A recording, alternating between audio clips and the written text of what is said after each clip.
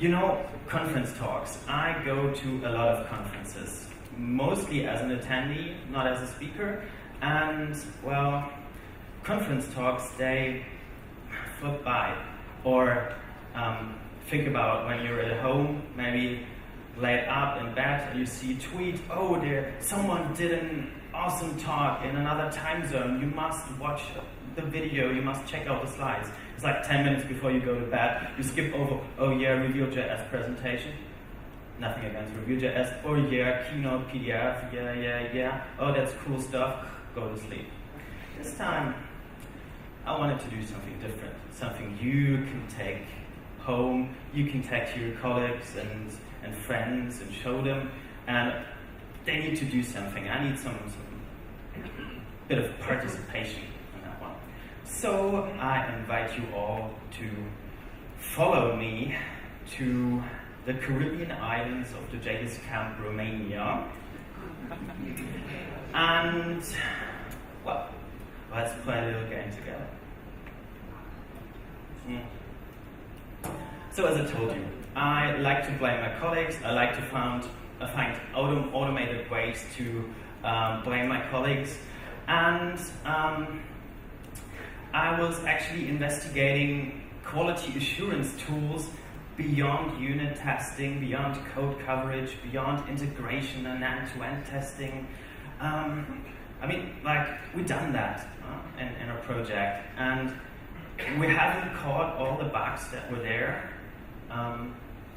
And so I thought, there must be more. There must be other ways to detect bugs more clever, to find bugs you normally wouldn't find in an automated manner. And today we're going to challenge 4 pirates. So we will fight the old image regression pirate, the dirty performance pirate, or friendly California style sheet pirate, and in the end, the monkey pirate. So let's start. Let's see if we can beat them. But I don't know if you're confident with the insult fighting from Monkey Island, but to actually be able to beat the pirates, you have to have some knowledge on how you can achieve that.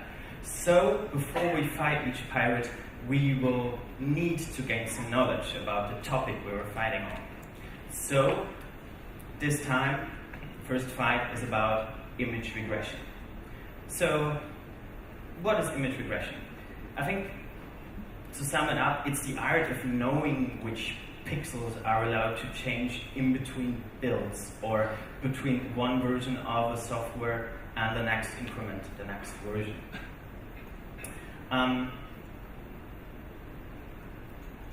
So basically, normal image comparison techniques, they take a screenshot from the current state of your application, of your website, and then they also take a screenshot from the version you will be deploying in the future, or you just finished, like after you fix a bug or something like this.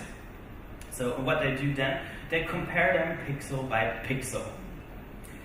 You might ask yourself, is that a good idea?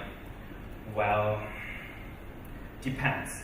If we take this output from Grand Photo Box, one of the tools that can do these image comparison stuff, we see the old version of Google on the left, we see the new version after they deployed it on the right, and in the middle we see the difference. So highlighted with red pixels, that something down with the pixels changed. Okay? So we see, okay, we have like the both screenshots, and we have the screen where we can see what changed. So as I said, sounds like a great idea, right? Because you can spot errors early on. You can do this automated. But imagine you working with some editors, and they probably work with a content management system.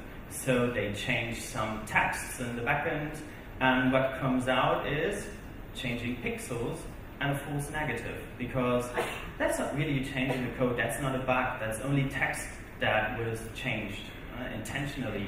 They wanted to. But because they are editors, they can't verify the build.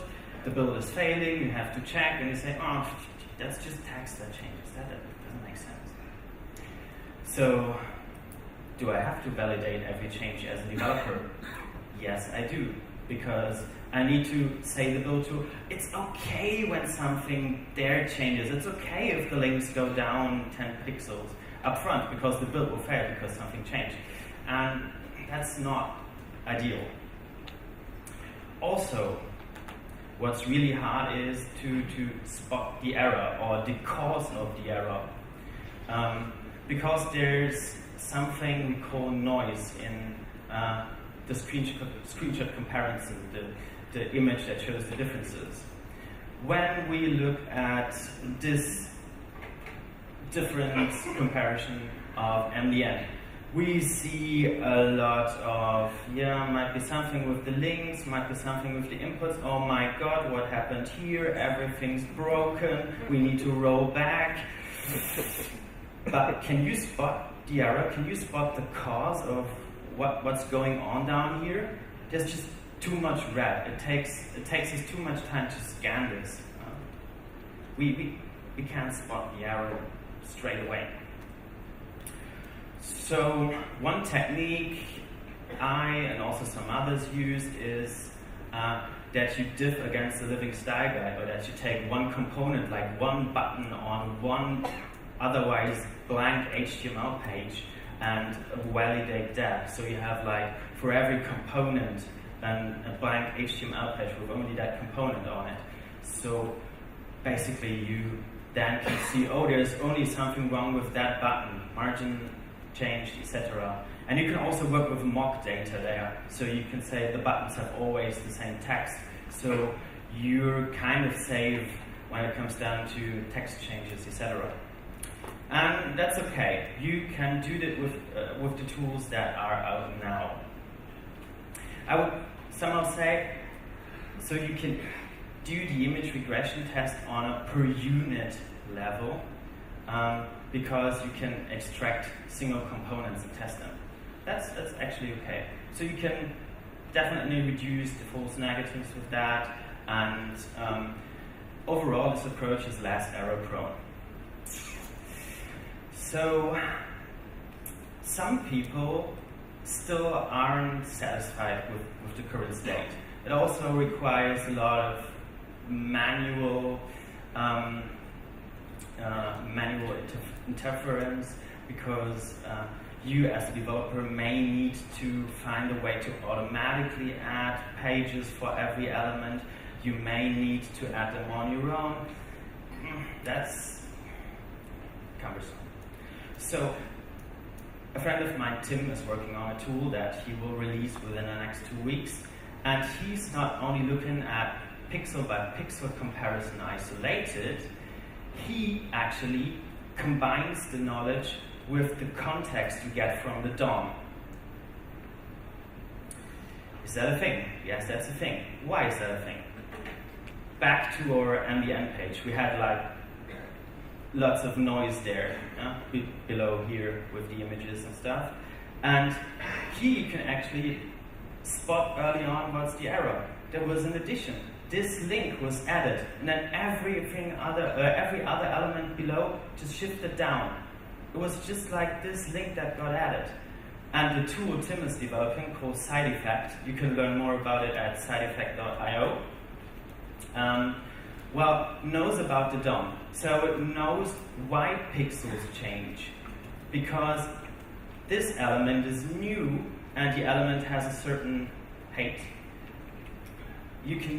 The tool knows that everything below there will go down by that height of the element. And you can also like group the errors. So you can have a color green for a new element that wasn't there. So you can say, oh, okay, every time a new element comes in, well, don't let the build fail because of that one. Okay? And also you can spot style changes like, oh, that box was used to have rounded corners, and now it's like back to the old flat design of straight ones. And so with a tool that has the knowledge from and the context from the DOM or the CSS DOM, you can actually do really smart things and do smart image comparison. So go ahead, take a look on that when it's out, probably in 2 weeks. Tim said to me before I left here. So yeah, with that smart image diff technique, we can, well, automate things a little bit more because we spend less time on validating failing builds and because of the diffs on manually. Tools that are out there that you can use today, as I said, SideEffect.io, still in closed alpha, will be out soonish. But if you want to use other tools, take a look at Ref. That's a tool from the BBC. It's based on Ruby and uses Phantom.js and Slimer.js. Or take a look at Grand Photobox. That's also a good plugin. That's the one where we had the screenshot from with the Google page. And especially if you already use a tool like Grand for your build process, then Grand Photobox is like dropping it in, takes 5 minutes, nothing can go wrong, really. So yeah, actually I think now we know how we can fight this old dirty pirate. Then let's do this. So yeah, first install. I think we would. Now let's start low. You call yourself a coder? No. Oh. You.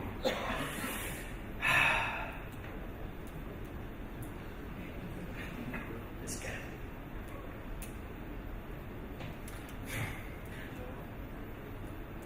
That was harsh.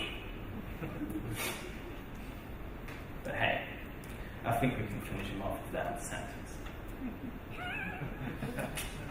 We can. Great. So, up to our next opponent. And that's the dirty performance regression pirate. Ooh, that's actually a really tough pirate to fight. So, what do I mean by saying performance regression? I mean the art of knowing how your last change in your code base affects your performance. And you might think, performance, yeah, what kind of performance? Good question. You need actually take care of a lot of different performances in front-end development. One, we probably all know, is the load performance, but there's also like something like the layout performance, how long it takes for your browser to actually render your page, or the scroll performance. We experience that a lot on mobile devices, like old Android devices, for example, where we have this jank on the web page when we scroll it. It's like whack, whack, whack, whack, whack. So there are different kinds of performances, as I said, that we need to take care of. But let's start with the load performance. So you're probably all familiar with something like this, the waterfall chart of all of our assets that gets downloaded from our homepage. And yeah, you can group them, you can see, oh yeah, CSS files, and they are that big in terms of file size, and it takes that long to download them. We can have X requests in parallel, and then we have to wait for the next one to finish before we can actually start and go ahead, etc. So that's manual. You can check that in your dev tools. But how can we add this to our automated build process? Actually, we can use tools that make these things really easy to measure. Phantom.js, headless browser, you probably all heard of, is capable of doing this with an example script he comes with bundled. So in your terminal, in your command line, you can simply say Phantom.js, call the netsniff.js file that comes bundled in the examples folder of Phantom.js, give that a URL as an argument, and pump the output into a so-called HAR file. That's an HTTP archive file. Basically all the information we have in the waterfall chart in our DevTools in its own special file format.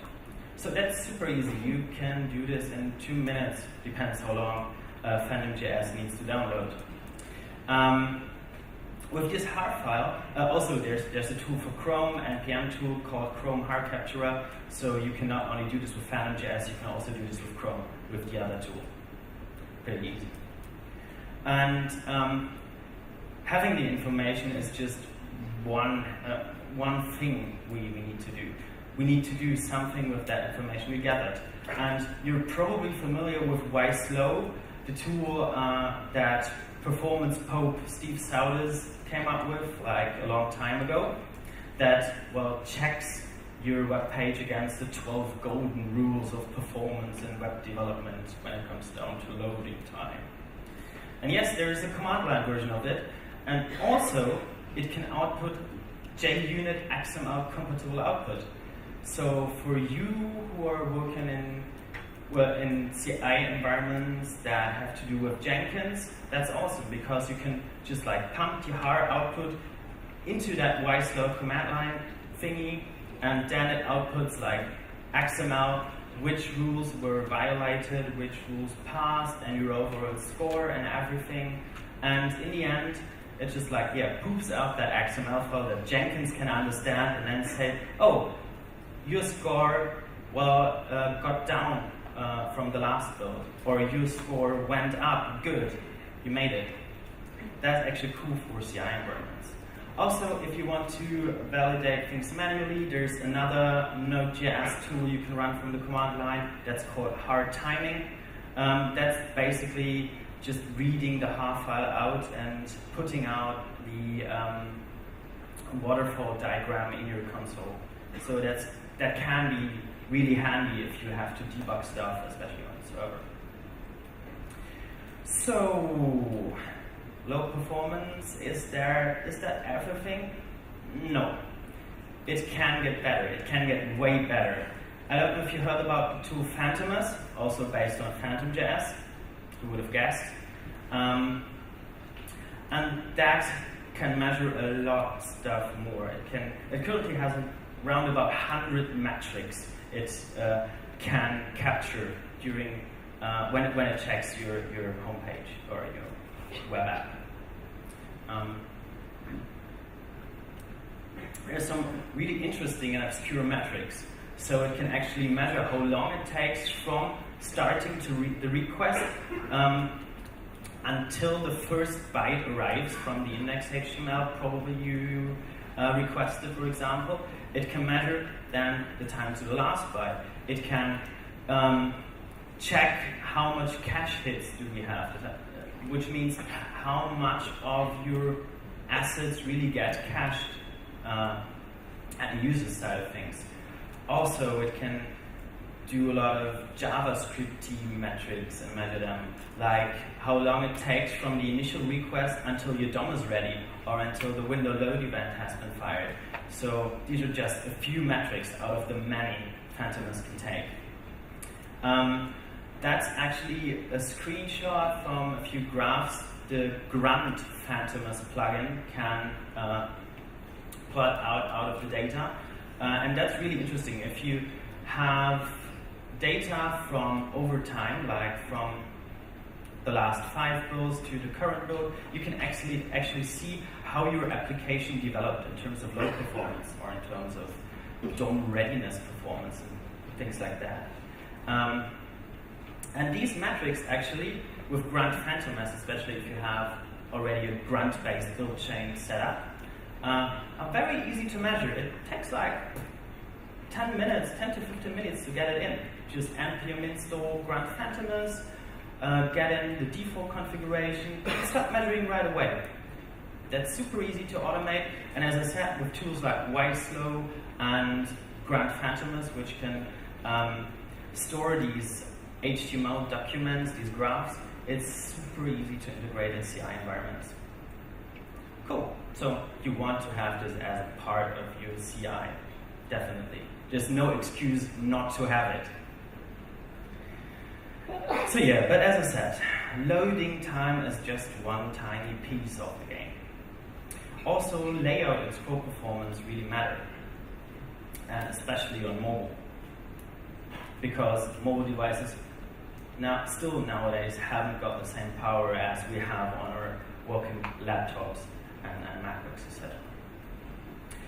And these metrics are actually very hard to measure and hard to automate, how to use in CI environments, because what you need to do is you probably have a browser running like Chrome, and you need to scroll your page and then measure how long that scroll will take.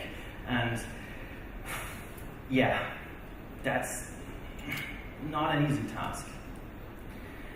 And then the Chromium team released something called telemetry.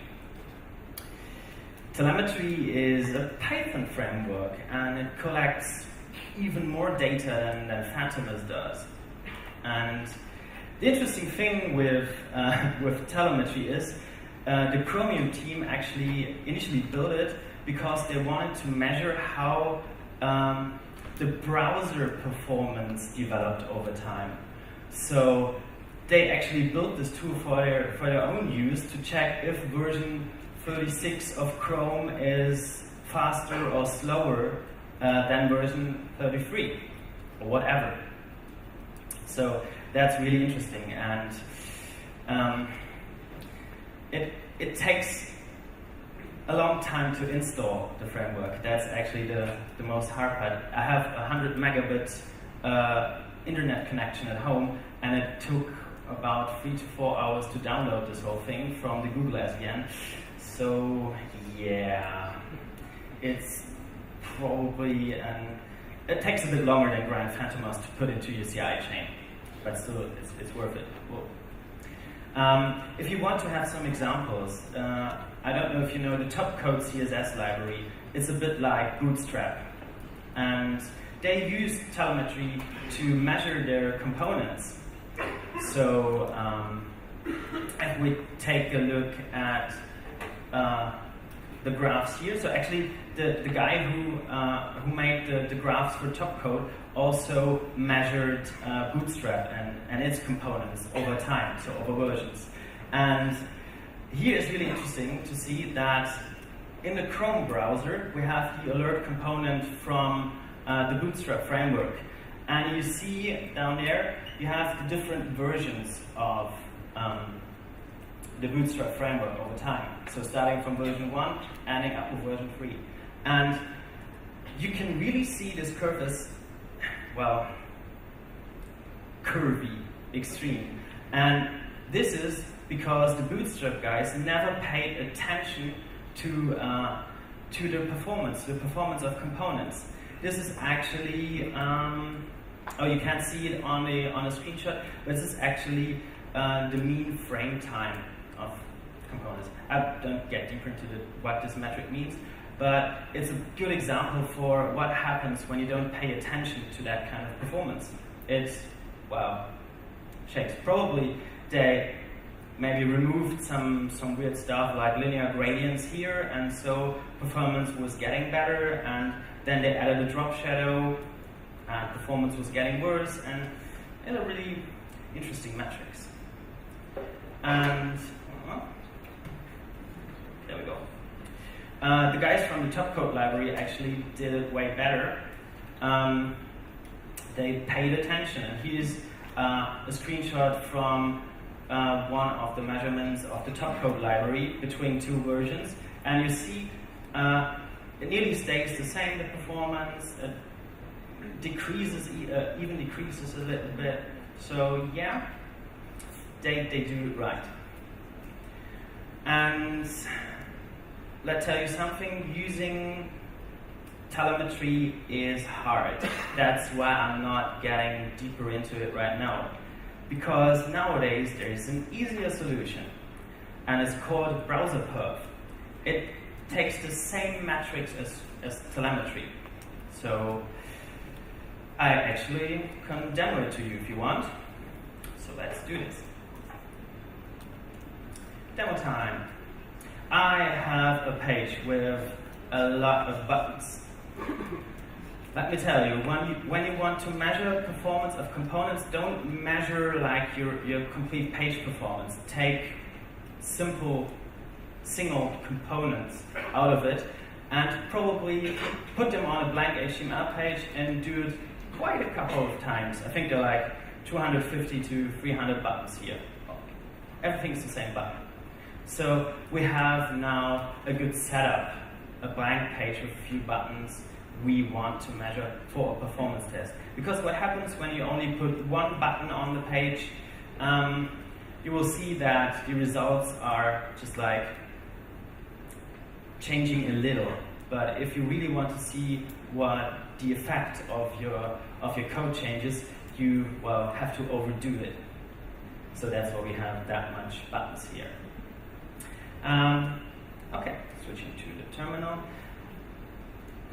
Installing the two browser perf and perf junkie is pretty easy. So all you need to have to do in your project would be doing this npm install down there, npm install perf junkie, probably save it. But that's not the only thing you need to do.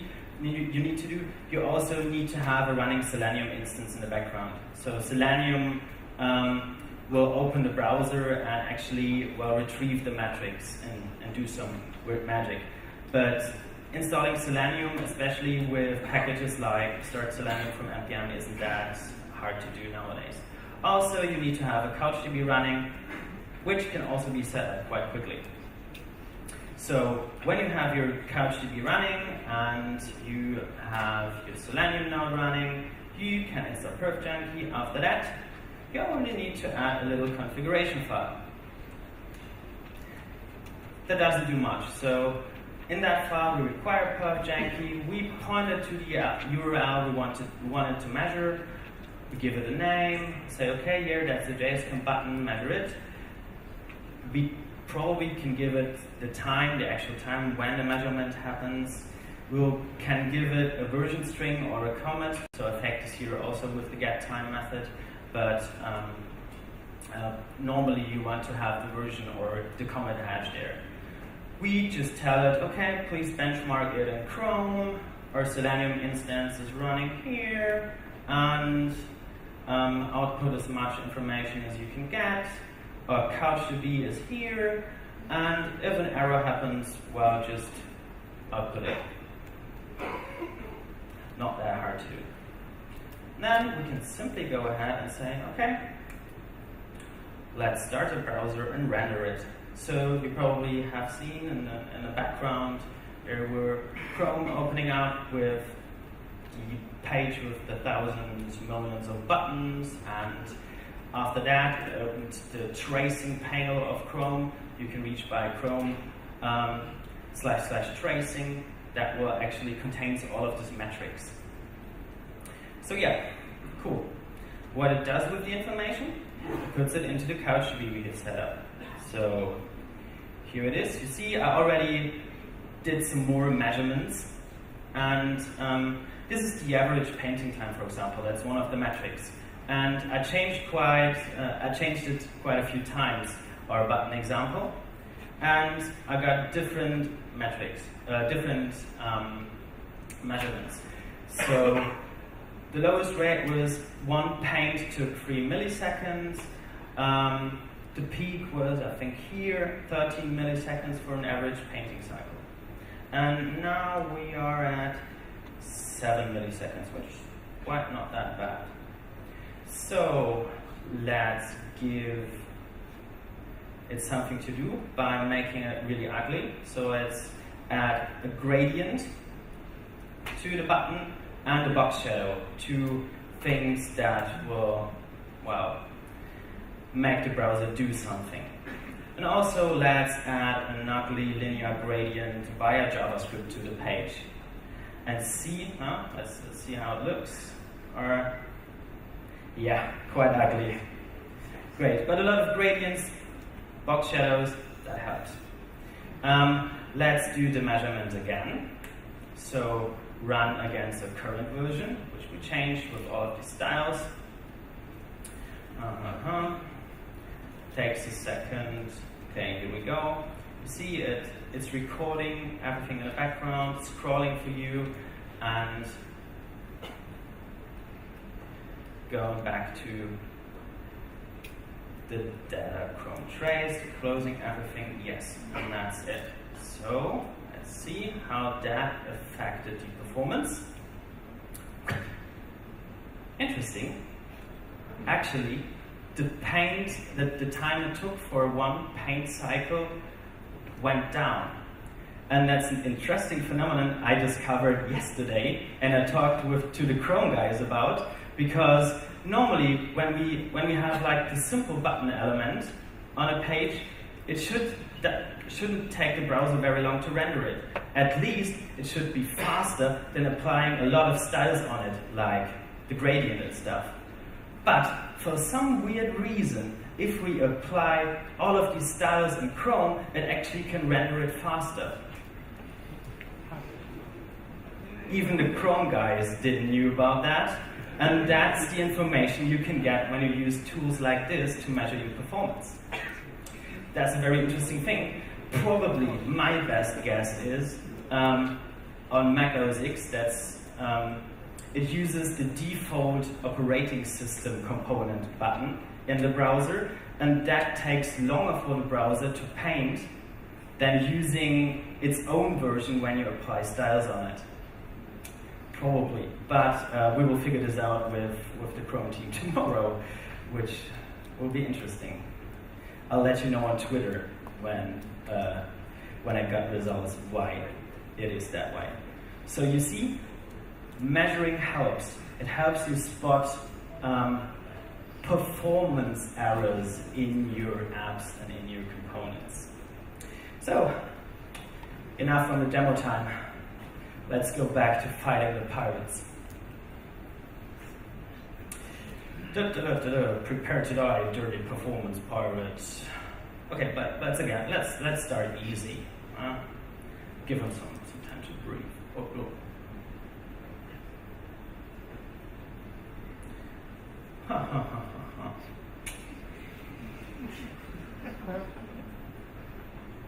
You better do.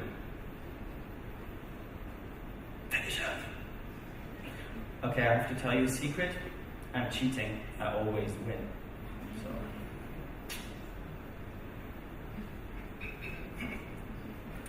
All right, 2 to go.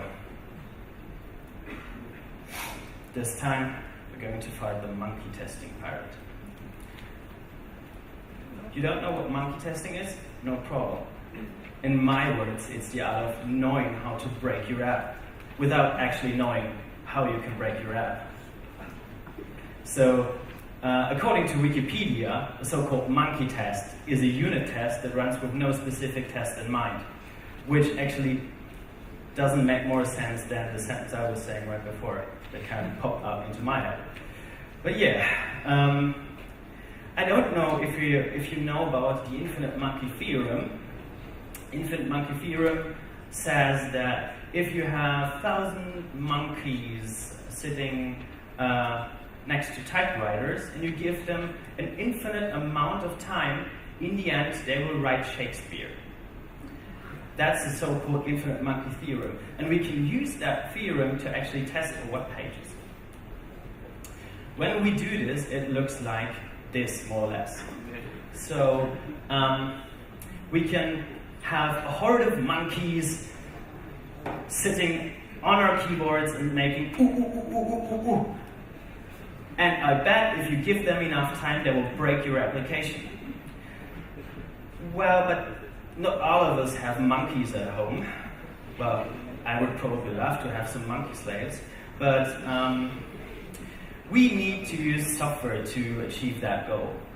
And this is quite a thing in the desktop development world, to have like this monkey test, and quite a few, Q&A tools that helps you when it comes down to testing this. But in the web world, this is mostly undiscovered land, and not that much tools are available. if you want to have a recommendation from my side, use Gremlin.js. This is the best bet you can get today.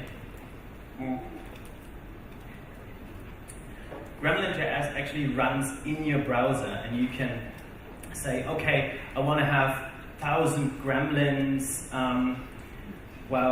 pointing and clicking at the input field. And so you can probably see if you have a memory leak or something like this, because your browser freezes, because after an hour clicking, focusing on blurring the input field, your memory leak shows off pretty well. And there are quite a few other things like typing random characters into text fields, etc. So that's what Gremlin.js can do for you. Also, there's one problem with that library. It only simulates events, clicks, pushing a button on the keyboard in the browser. It does not trigger the complete event cascade. So you know the complete event cascade, when you click on a link, you probably have your pointer hovering over, firing on mouse over events, and then having the button down event, the button up event, the click event, and that can actually differ from browser to browser, and that's what we call the event cascade. And when you simulate a click in a browser, it only simulates the click event itself, so not the on mouse over, not the button down event, etc. So that's a problem. So if any one of you feels very adventurous, please fork Gremlin.js and use it to work, make it work with WebDriver, namely Selenium or any other solution out there. So that would actually be really helpful, because then we would have the complete event cascade firing, and that would not only help you, but also a lot of people. So yeah, that was a quick one. Let's go and fight our next opponent. So,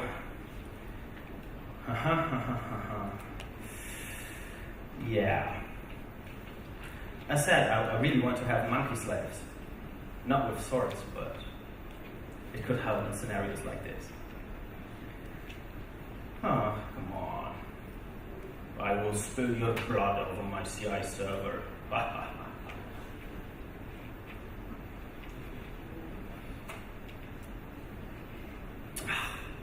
Come on. Finishing with that one sentence. You can put out in JavaScript land. Okay. Nearly done. Only one to go. And this one last pirate is the CSS regression testing pirate. And with CSS, sure, I mean California style sheets, right? So, what is CSS regression testing? CSS regression testing, in my opinion, is the art of checking the cascade. Checking the cascade? Yes. CSS is not like a programming language. It's a declarative language. It's not like JavaScript. It's different somehow. And because it is different, we must treat it differently when we actually want to test it. So Simon Medin, a developer employed by Nokia, actually has this page up. I could recommend everyone to take a look at if you want to get into the topic of CSS testing. That's called csste.st. Quite a cool domain. And he listed all the techniques that have been discovered to test CSS. He lists all the tools, and there's quite a lot. Many of these tools he lists there do the image comparison thingy I talked about when fighting the first pirate. But in my opinion, that is not pure CSS testing, because hey, you can have HTML that changes your visual output. You can have JavaScript changing visual output. And Simon also realized that, and he also thought about that we really need a tool where we can test CSS and where we can test the computed style of the browser. So what the browser makes out of the CSS we feed it with. So the real CSS on. And he came up with this handy tool that's called Hardy. And Hardy does exactly that. It helps you automate your CSS testing by testing the computed style, the computed output of the browser. And it does that by utilizing WebDriver, again, Selenium. It uses the Gherkin syntax, which is actually pretty cool. So, well, wait a second. It was there before. Here we go. So basically, you can write plain English sentences like, as a user, I want visual consistency of the CSS test website. And then say, okay, when I visit CSS test, all the paragraphs that are below a section should have the text color of this RGB value.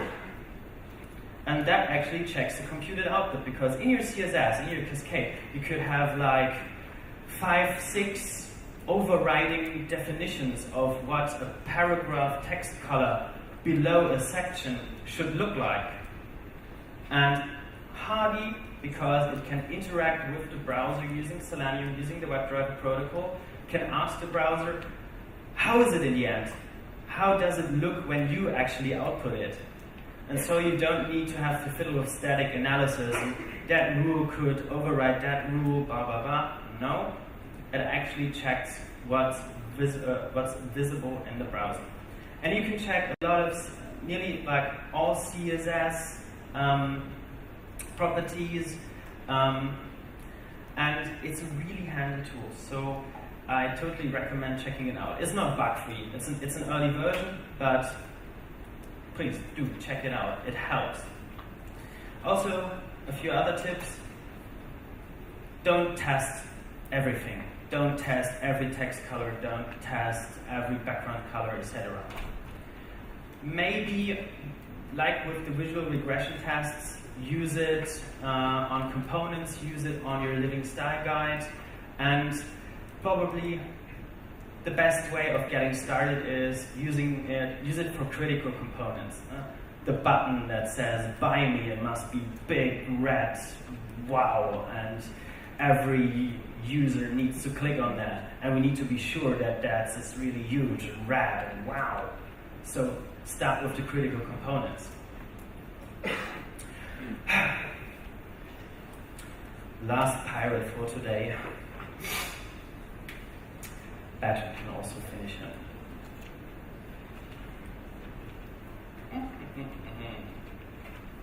Again. By the way, how many of you do use stylus as a preprocessor in CSS? I'd like to ask a question. Hands up. 1. I'm so sorry. Okay. I think that's good second assault. Oh, he's getting quite close. That gets everyone now.